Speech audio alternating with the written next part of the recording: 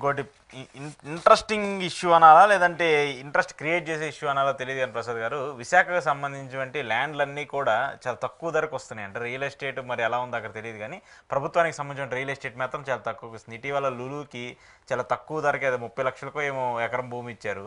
అట్లా వాళ్ళకి ఒక 21 ఎకరాలు ఏమి ఇచ్చారు. ఇప్పుడు మళ్ళీ టీసీఎస్ కంపెనీకి సంబంధించి 99 పైసలకే వాల్యూ, దాదాపు 1500 కోట్లు 1800 కోట్లు విలువ చేసే భూమిని మళ్ళీ వాళ్ళకి అప్పచెప్తూ ఉన్నారు. ఆ తర్వాత మళ్ళీ ఇంకో కంపెనీకి, ఏదో ఒక కంపెనీకి కూడా విశాఖకు సంబంధించిన పరిసర ప్రాంతాల్లో మరొక 20 ఎకరాలు 25 ఎకరాలు ఇస్తూ ఉన్నారు. ఏంటి విశాఖలో అంత తక్కువ ధరకే భూమి దక్కుతుందా, లేదంటే కంపెనీలు రావడం కోసం అంత తక్కువ ధరకి ఇస్తున్నారా? మీకు విషయం చెప్పనా సార్, వాళ్ళ ముందు క్వార్టర్ ఎంతకి ఇచ్చారండి? 99కి ఇచ్చారా? అలాగే 99 పైసకి టీసీఎస్ వాళ్ళకి ఇచ్చారు. సో 99 అన్నది జాగ్రత్తగా వినండి. ఈ 99 కథ ఒకటి చెప్దాం. 21.6 ఎకరాలు టీసీఎస్ వాళ్ళకి ఇచ్చారు. సంతోషం. వీళ్ళు ఉపాధి కల్పన, ఉద్యోగంలో అసలు సంపద సృష్టిస్తాం, ఉద్యోగ కల్పన, ఇదే కదా స్లోగన్లతో వచ్చారు వాళ్ళు. ఈ స్లోగన్లో నిజంగా చెప్పాలంటే గతంలో 14 నుంచి 19 దాకా ఐటీ సెక్టర్లో ఉద్యోగాలు ఎంత కల్పించారో తెలుసా సార్? 25,772 మందికి ఫస్ట్ ముఖ్యమంత్రి 14 నుంచి 19 దాకా. ఎందుకంటే సాఫ్ట్వేర్ వీళ్ళు తిరగబెట్టేశారు. అసలు అట్టు తిరగేశారంటే ఏమవుద్ది ఇన్ని చెప్తారు కదా. జగన్మోహన్ రెడ్డి గారి ఆయల్లో 19 నుంచి 24 దాకా 75,614 మందికి ఉద్యోగాలు వచ్చాయి. ఈ కంపారిజన్ చూసుకోమని ఫస్ట్ థింగ్. రెండోది టీసీఎస్ లాంటిది ఒక ఇండియన్ స్టాండర్డ్స్లో ఉన్న మల్టీనేషనల్ కంపెనీ కదా. మోస్ట్ ఆఫ్ ది ఫారెన్ ప్రాజెక్ట్సే చేస్తారు. మనకి ఇక్కడ హైదరాబాద్లో క్యాపస్ ఉంది, చాలా క్యాంపస్ కదా. ఏ ల్యాండ్ 99 పైసలకు కొన్నారు కనుక్కోండి సార్. ఈసారి వాళ్ళ ప్రాఫిట్ ఎంత తెలుసా సార్? 2,64,000 కోట్లు టీసీఎస్ ప్రాఫిట్స్. రెండోది టాటా గ్రూప్కి వెస్ట్ బెంగాల్లో ల్యాండ్ ఇవ్వలేదు ఇష్యూ అయినప్పుడు, వడోదరా అనుకుంటాను, వడోదరానా మోతేరా వడోదరా దగ్గర గుజరాత్లో అయితే ప్లాంట్ ఇచ్చారు. గుజరాత్లో ఇచ్చారు. దానికి they have made an industrial policy making cabinet నిర్ణయంలో ఇచ్చారు. ఇప్పుడు ఈ క్యాబినెట్ నిర్ణయంలో 99 పైసకి ఇస్తున్నారు. మీరు లుల్లు గురించి చెప్పారు. లుల్లు మనం హైదరాబాద్లో ఉన్నాం కదా, కోకటపల్లి అద్దె భవనంలో ఉందా సొంత భవనంలో ఉందా? అద్దె భవనం. అలా వాలంటీర్ల వ్యవస్థనైతే మూటలు మోసుకుని ఉద్యోగాలు, గోసాలు ఇవన్నీ చెప్పారు కదా. మరి మాల్లో పనిచేసే వాళ్ళు ఇంకేం పనులు చేస్తారు? That is service providing. ఎవరైనా అంతే. ఎంత ఉపాధి కల్పించేస్తారని వాళ్ళకి ఉద్యోగాల కల్పన కోసం ఒక ఇండస్ట్రీకి ఇచ్చిన తరహాలో లులు గ్రూప్కి అంత ల్యాండ్ ఇచ్చారు. అంతే కదా, వ్యాలిడ్ పాయింటే కదా. ఇది గమనించండి. పోనీ టీసీఎస్లో ఉద్యోగ కల్పన అంటే 12,000 ఉద్యోగాలు అనుకుందాం. ఈ పర్యావరణ అనుమతులు గుజరాత్ ఋషికొండ పరిసర ప్రాంతాలు అయితే ప్రభుత్వం కట్టిన దానికైతే సంపుకు తినేశారు అందరూ, అనుమతులు ఉన్నా సరే.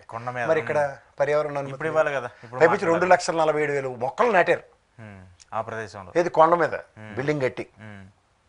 ఎక్స్చెక్కర్లో చెక్ చేసుకోమండి బడ్జెట్లో. ఇవేవి మాట్లాడారు.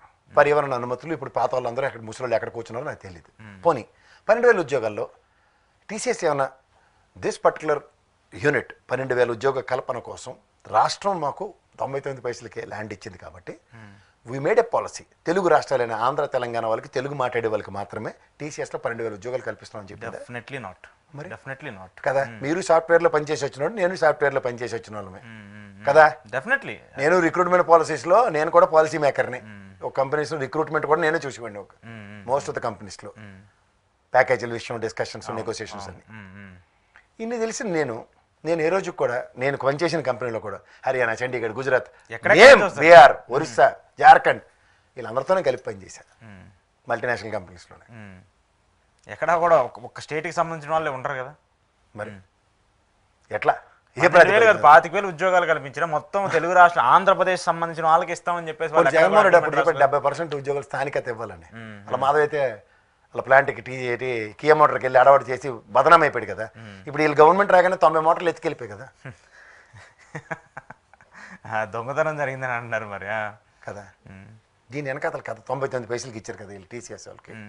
ప్రజలకు చిన్న విషయంగా అర్థమయ్యే భాషలో చెప్పాలంటే, ఇప్పుడు సే ఫర్ ఇన్స్టెంట్ మీ ఇల్లు ఎక్కడ సార్ అంటే అలా జీవిక వాళ్ళ పక్కసందండి, మా ఇల్లు ఎక్కడంటే అలా లైఫ్ స్టైల్ పక్కనండి, లేకపోతే ఇంకో ఇల్లు ఏదైనా అడగండి, మేవాడు అడగండి సార్. మీరు వాళ్ళు అక్కడికి వస్తారు, సుచిత్ర దగ్గరకు వస్తారు కదా సార్, అక్కడ మీకు పెద్ద రిలయన్స్ ఇది ఉంటుంది సార్ దాని పక్కన సార్. అలా ఒక్కొక్కడు ఒక్కొక్క టైప్లో అడ్రస్, ల్యాండ్ మార్క్ గుర్తింపు పెట్టుకుంటూ ఏమంటున్నారండి ల్యాండ్ మార్క్ కదా. ఇప్పుడు ఈ ఎవడోను ఒక కంపెనీ వాడికి ఓ ల్యాండ్ మార్క్ క్రియేట్ చేసి టీసీఎస్ పక్కన ల్యాండ్ ఇచ్చారు. ఏది బాబు ఆ కంపెనీ పేరంటే ప్రజలు తెలుసుకోండి. అంతకని మనం పక్కన దానికి ల్యాండ్ ఇచ్చారండి. ఎంత 3.7 ఎకరాలు. కంపెనీ పేరేంటి తెలుసా సార్? యూఆర్యు ఎస్సీ ఉర్సా కన్సల్టెంట్స్ ప్రైవేట్ లిమిటెడ్. ఇది ఎప్పుడు తెలుసా, ఈ టీసీఎస్ లాగా రతన్ టాటా గారు లేదా వాళ్ళ నాన్నగారు జంషెడ్జీ టాటా గారితో పెట్టిన కంపెనీ కాదు సార్. 2 నెలల 6 రోజులు అయింది. ఓకే, రీసెంట్గా దీనికి కాకలొప్పాడులో 57 ఎకరాలు, ఇక్కడ దగ్గర టీసీఎస్ పక్కన 3.5 ఎకరాలు ఎంతో ల్యాండ్ అలికేట్ చేశారు. మొత్తం ఓవరాల్గా ఒక 60 ఎకరాలు 2,000 కోట్లు ఎస్టిమేషన్. 3,000 కోట్ల దగ్గర లెక్క చెప్తుంటారు దానికి. ఒక లెక్క చెప్పుకుంటూ వెళ్తే ఇది మనం కర్మకాలు చదువుకున్నాం కదా. బోర్డ్ ఆఫ్ డైరెక్టర్స్ని ఎదిగితే ఒకడు శంషాబాద్ ఎయిర్పోర్ట్లో మేనేజర్ అట, ఆ కంపెనీకి బోర్డ్ ఆఫ్ డైరెక్టర్స్. ఇంకొతను ఎన్ఆర్ఐ ఇన్వెస్టర్. వీళ్ళిద్దరికీ అంత సామర్థ్యం ఉంటుంది సార్. అంటే ఇవన్నీ సూట్ కేస్ కంపెనీలు లేదా వాళ్ళు చెప్పి క్విట్ ప్రోకో ఇలాంటి బెనామీలే కదా. డెఫినెట్గా ఒక ఐడెంటిటీ క్రియేట్ చేసి టీసీఎస్కి. ఇప్పుడు నాకు తెలిసి ఇటు తిప్పి ఇప్పుడు ఒక విషయం జనరల్గా మాడదాం. స్టీల్ ప్లాంట్ని ఎత్తేస్తున్నారు పక్కన, కుబుసాల నుంచి లేపేస్తున్నారు. మా పల్లా శ్రీనివాసరావు కానీ ఎవడు పల్లెత్తి గంటా శ్రీనివాసరావు అయితే రాజీనామా చేసాడు, కానీ మా సైడ్ ఇబ్బందిగా ఉంది. మళ్ళీ హైదరాబాద్ ఒకసారి చూసి మళ్ళీ విజయవాడ వెళ్ళడానికి వయా ఫ్లైట్ మీద చాలా ఇబ్బంది పడిపోతుండు. కళ్ళ ముందు మా విశాఖ ఉక్కు ఆంధ్రలో ఉక్కు అనే ఆ నినాదంతో వచ్చిన దాన్ని కూడా చంపేస్తున్న మనోడికి సేవ కొట్టినట్లేదు వీళ్ళు ఎవరికి. కానీ ఆవులు ఇక్కడైతే మాత్రం మా పల్లా శ్రీనివాసరావు త్వరకొట్టి ఇక్కడికి వస్తారు తిరుపతి.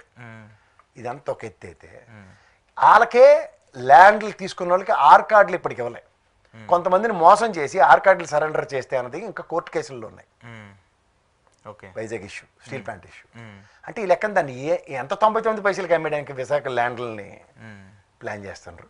ఇదంతా ఒక ఎత్తి అయితే నిన్న కాక మన నారాయణ గారు మా ప్రవచనకర్త అయిన, ఎందుకంటే educationalist Hess become a capitalist and Ramoji Rao వారసుడు అయినా. అంటే కమ్యూనిస్ట్ బికమ్స్ క్యాపిటలిస్ట్ అంటే ఎలా ఉంటుందో దోపిడీకి మామూలు కూడా అంతే సేమ్. ఓ బిజినెస్ మ్యాగ్నెట్ని పెట్టి ఎలా చేస్తుంటారు మన దగ్గర. ఏంటి సార్ ఈ అమరావతికి 1,00,000 కోట్లు అవుతుందంటే ఆఫ్టర్ 4,000 ఎకరాలు అమ్మేస్తే వచ్చేస్తాయి అంటాడు. అంటే ఎకరం 50 కోట్లకి అమ్మాలి. 50 కోట్లకి. ఇవన్నీ నేను సింక్ చేయడానికి చెప్తాను, ఇవన్నీ డాట్స్ జాగ్రత్తగా వినండి. మనం నిన్న లెక్క తేల్చి లాస్ట్ చేసి 2,000 ఎకరాలు ఉన్నాయండి, ఇది అమ్మేస్తే వచ్చేస్తాయి అంటాడు. 2047 విజన్ 47 పెట్టారు చంద్రబాబు నాయుడు గారు. ఈ 2047కి కూడా 50 కోట్లు అవుతాయి చెప్పమనండి.